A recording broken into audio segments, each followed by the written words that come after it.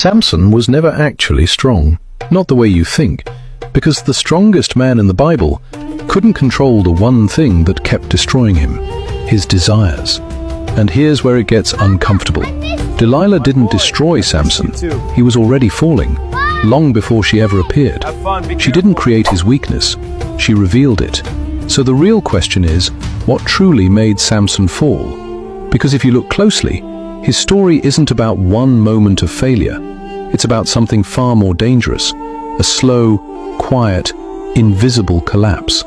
And once you see it, you won't be able to unsee it. Before Samson was born, an angel appeared to his mother, a woman who had never been able to have children, and the message was clear. You will have a son, and he will be set apart to God from birth. He would be a Nazirite, not by choice, but by destiny, bound by 3 sacred rules: no cutting of his hair, no touching anything dead, no wine, no grapes, nothing from the vine. This wasn't symbolic, this was identity. His life was meant to look different. But here's what most people never question. What if Samson never truly lived like a Nazirite at all? One day, in the wilderness, a lion attacks him. No weapon, no warning. And suddenly, power surges through him. The Spirit of God moves, and Samson tears the lion apart with his bare hands. It's the beginning of his legend. But that's not the moment that matters. What happens next is, days later, he returns. Inside the dead lion's body, he finds honey, and he eats it. It seems harmless, but under the Nazirite vow, touching a dead body was forbidden, which means, before his story even unfolds, he is already breaking the covenant. If Samson compromised this early, then was his downfall ever really sudden? And yet, God still uses him. This is where the story becomes uncomfortable, because it raises a difficult question. Can God use someone who is not fully obedient? Samson's life answers, yes, but not without consequence. He wasn't chosen because he was perfect. He was chosen to begin something, to disrupt, to shake a nation under oppression.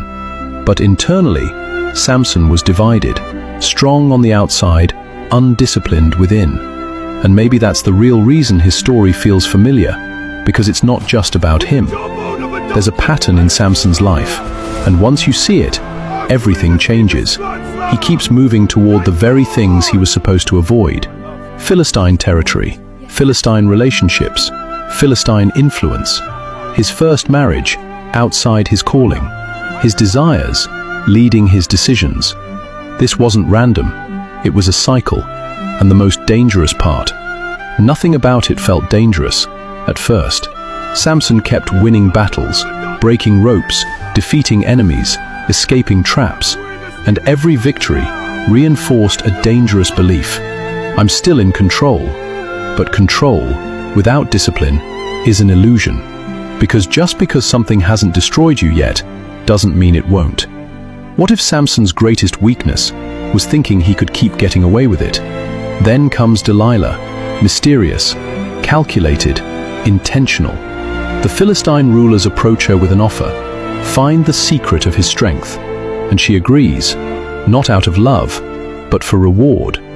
But Samson, he doesn't see danger, he sees connection. And sometimes, the most dangerous trap doesn't look like a trap at all. Delilah begins asking questions. What is the secret of your strength? Samson lies. She tests him. He escapes. Again, and again, and again. Each time, a warning. Each time, an opportunity to leave. But he stays. Why? Because he's emotionally attached. And emotion can blind discernment. And this is where the story shifts.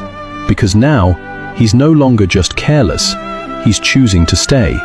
Finally, worn down by pressure, Samson tells the truth.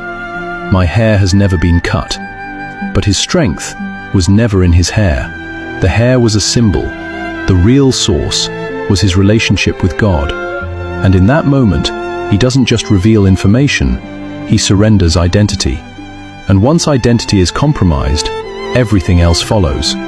That night, he sleeps. His hair is cut.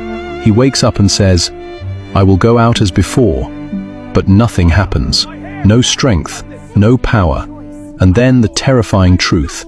He did not know that God had left him. Not because God disappeared suddenly, but because Samson had been drifting, slowly, blinded, chained, broken. For the first time, Samson humbles himself. God, remember me. Strength returns, not for pride, but for purpose. He pushes the pillars, the temple collapses, and in his final moment, he fulfills his calling. Samson didn't fall in one moment.